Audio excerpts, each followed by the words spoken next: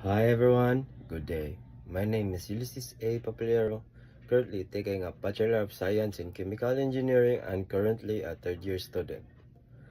My hobbies include watching movies, playing games, either PC games or mobile games, and also I love to read different kind of genres, either romance, gore, killing, fantasy, or mafia things.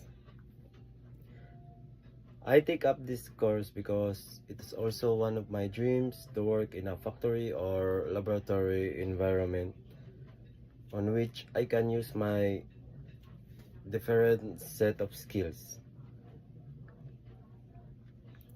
I've chosen to study in CITU because I've been studying here since my junior high up till now, and also it is near to my grandmother's house.